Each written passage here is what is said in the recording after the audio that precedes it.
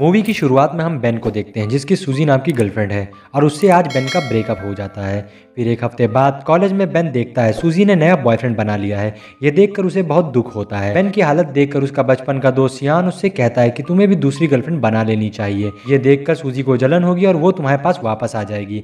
Ben एक painter है जिसे बस लड़कियों की पेंटिंग करना ही पसंद था। शाम में बेन को सूजी की बहुत याद आती है। वो सूजी को फोन करके बोलता है क्या हम फिर से साथ में रह सकते हैं, मगर सूजी साफ इनकार कर देती है। फिर पूरी रात बेन सूजी के बारे में ही सोचता है। उसे रात भर नींद नहीं आती। अब ऐसा हमेशा होने लगता है। उसे रात में नींद आनी बंद हो जाती है। उसे स्लीपिंग डिसऑर्डर की बीमारी हो गई थी। 2 हफ्ते बाद बेन एक सुपरमार्केट में जाता है जहां उसे पार्ट टाइम जॉब के बारे में पता चलता है। बेन उस सुपरमार्केट में नाइट शिफ्ट करने लगता है ताकि वो सूजी को भुला सके। फिर बेन वहां काम करने लगता है, लेकिन बेन यहाँ भी खुद के ही ख्यालों में खोया हुआ था। वहीं एक शरॉन नाम की लड़की भी काम करती थी। बेन उसे लाइक करने लगा था। शरॉन को वहाँ काम करना कुछ खास पसंद नहीं था। इनके अलावा वहाँ मैट और बैरी नाम के लड़के भी काम करते थे। वहीं बेन अपनी इमेजिनेशन में खोया रहता था। वो सोचता था टाइम रुक जाए, वो लोगों के बीच अकेला चले और खूबसूरत लड़कियों को करीब से देख सके, उसकी पेंटिंग बना सके। एक दिन ऐसा सच में हो जाता है। उसके आसपास सब रुक गया है और उसके सामने कुछ लड़कियां स्टैचू बनकर खड़ी हैं। बेन उसके कपड़े उतार कर उनकी पेंटिंग बनाने लगता है। पेंटिंग बनाने के बाद बेन सबको कपड़े वापस पहना देता है।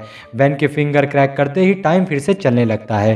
फिर हम बेन को फ्लैशबैक में देखते हैं जब बेन और शियॉन छोटे थे तो छुप कर एडल्ट मैगजीन देखा करते थे। इधर प्रेजेंट में बेन शेरॉन को बहुत चाहने लगा था, लेकिन एक दिन उसे मैट से पता चलता है आज वो शेरॉन को मूवी डेट पर ले जा रहा है और मूवी के बाद उसके साथ इंटीमेट भी होगा। ये सुनकर बेन बहुत दुखी होता है। बचपन में बेन की एक क्रश थी जो उसकी गर्लफ्रेंड भी बन गई थी। एक दिन बेन उसको स्कूल के पीछे मिलने बुलाता है। उसका काफी इंतजार करता है, लेकिन वो लड़की वहां नहीं आती। अगले दिन वो लड़की स्कूल भी नहीं आती। फिर बेन को पता चलता है उस लड़की का ट्रांसफर हो गया है। बेन को बहुत रिग्रेट फील होता है। इधर अगले दिन मैट सबको शेरॉन के साथ डेट के बारे में बताता है। तभी इनका बॉस एलन वहां आ जाता है और कहता है वो सभी लोगों को फुटबॉल मैच खेलने ले जा रहा है।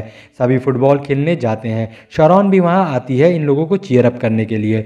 अब मैच स्टार्ट हो जाता है, मगर इन लोगों को मैच खेलना बिल्कुल नहीं आता था। सामने वाली टीम 26 गोल करती है, ये लोग एक भी गोल नहीं कर पाते। एलन सभी को कहता है कि अगले 1 मिनट बचे हैं और हमें 1 गोल तो करना ही होगा। और जैसे ही मैच शुरू होता है मैट बॉल को किक करता है और वो सीधा एलन के मुंह में लग जाती है। यहाँ बेन टाइम रोक देता है और स्टोर के अंदर चला जाता है, सोडा पीने लगता है। वहां उसे एक लड़का मिलता है जो उसकी तरह टाइम फ्रीज कर सकता था। वो लड़का बेन को देखकर वहां से भाग जाता है। बेन फील्ड में जाता है और टाइम स्टार्ट करता है। फुटबॉल से चोट लगने की वजह से एलन की नाक से खून निकल रहा था, तो मैट उसे हॉस्पिटल ले जाता है और बेन शेरॉन को छोड़ने घर जाता है। रास्ते में वो दोनों एक जगह कॉफी पीने लगते हैं। बेन शेरॉन से पूछता है क्या तुम और मैट रिलेशनशिप में हो, तो शेरॉन कहती है हम बस दोस्त हैं। और बेन समझ जाता है मैट सबसे झूठ बोल रहा था। उसके बाद दोनों बात करने लगते हैं और अपने ड्रीम शेयर करते हैं। शेरॉन कहती है उसे दुनिया घूमनी है, इसलिए वो ट्रैवल कंपनी में काम करना चाहती है। बेन कहता है वो पेंटर बनना चाहता है ताकि उसकी पेंटिंग भी आर्ट एग्जीबिशन में लगे। बात खत्म होने पर बेन शेरॉन को घर छोड़ने जाता है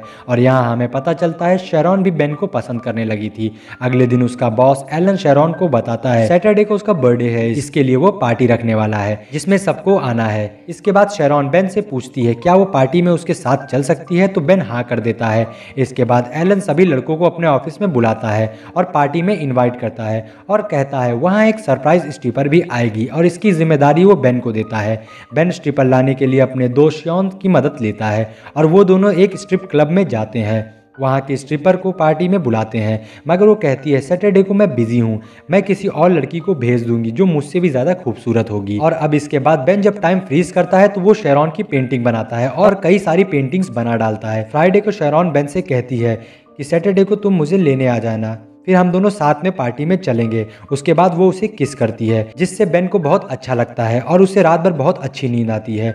अगली सुबह बेन को एक आर्ट गैलरी के मालिक का फ़ोन आता है जो उससे कहता है उसे बेन की पेंटिंग बहुत अच्छी लगी है और वो अपनी पेंटिंग्स लेके उससे मिले। बाद में हमें पता चलता है ये बस बेन के सुपरमार्केट वाले दोस्तों का प्रैंक था, मगर बेन को तो यही लग रहा था कि उसकी पेंटिंग सच में आर्ट गैलरी वालों को पसंद आई है।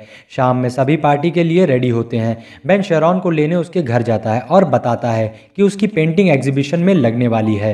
ये सुनकर शेरॉन बहुत खुश होती है और फिर दोनों पार्टी में जाते हैं। वहाँ बेन की एक्स गर्लफ्रेंड सूजी भी आई हुई थी, जो अब एलन के भाई की गर्लफ्रेंड बन गई थी। वो बेन के पास आकर बात करती है और शेरॉन को उसके साथ देखकर जलती है।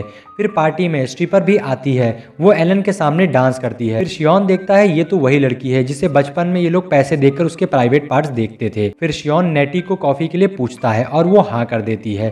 फिर बेन ऊपर बाथरूम यूज करने जाता है और यहाँ नीचे एलन शेरॉन को सेड्यूस करने की कोशिश करता है, तो शेरॉन गुस्सा होकर वहाँ से चली जाती है। पर बेन को सूजी मिलती है और सूजी उससे माफी मांगती है और कहती है क्या हम फिर से साथ रह सकते हैं, और उसे किस कर लेती है। उसी टाइम शेरॉन उसे देख लेती है और गुस्सा होकर जाने लगती है, तो बेन टाइम फ्रीज कर देता है और घंटों सोचता है कि वो शेरॉन से क्या कहेगा जिससे वो मान जाएगी, मगर बेन कुछ भी सोच नहीं पाता और शेरॉन पार्टी छोड़कर चली जाती है। बेन शेरॉन को समझाने उसके घर जाता है, मगर वो उसकी एक नहीं सुनती और उसे उल्टा सीधा बोलकर उसके सामने ही गेट बंद कर देती है। उसके बाद शेरॉन सुपरमार्केट में भी आना बंद कर देती है और अब बेन को फिर से सोने में दिक्कत होने लगती है। कुछ दिन बाद बेन अपनी पेंटिंग्स लेके आर्ट गैलरी जाता है। वहाँ उसे पता चलता है कि उन्होंने उसे कोई कॉल नहीं किया था। यह सुनकर बेन समझ जाता है कि उसके फ्रेंड्स ने उसके साथ प्रैंक किया है। फिर उस गैलरी का मैनेजर एलेक्स बेन से कहता है कि अगर तुम यहाँ आ ही गए हो तो मुझे अपनी पेंटिंग दिखाओ। जब वो बेन की पेंटिंग्स देखता है तो वो उसे बहुत पसंद आती है। एलेक्स बेन से कहता है वो उसकी पेंटिंग्स को अपने एग्जीबिशन में शोकेस में लगाना चाहेगा। ये सुनकर बेन बहुत खुश हो जाता है क्योंकि उसका यही सपना था। कुछ दिन बाद शेरॉन को एक लेटर मिलता है जो बेन के एग्जीबिशन का इन्विटेशन लेटर था। एग्जीबिशन में बहुत से लोग आए हुए थे, उन्हें बेन की पेंटिंग बहुत पसंद आती है। उसी में एना नाम की लेडी आती है जिसकी न्यूयॉर्क में गैलरी थी और वो चाहती थी कि बेन अपना अगला एग्जीबिशन न्यूयॉर्क में करे। तभी वहाँ शेरॉन आती है और शेरॉन देखती है कि बेन ने सारी पेंटिंग्स उसी की बनाई हुई थी और वो बहुत ही खूबसूरत थी। शेरॉन समझ जाती है कि बेन उससे कितना प्यार करता है और वो उसे माफ कर देती है। बेन शेरॉन से पूछता है कि तुम इतने दिन सुपरमार्केट क्यों नहीं आई, तो वो बोलती है उसे एक ट्रैवल कंपनी में जॉब मिल गई है और अब वो दोनों साथ में साउथ अमेरिका जाके अपना ड्रीम पूरा करेंगे। इसके बाद बेन शेरॉन से पूछता है क्या तुम्हें मुझ पे ट्रस्ट है। ये कहकर वो टाइम फ्रीज कर देता है और दोनों बाहर चले जाते हैं।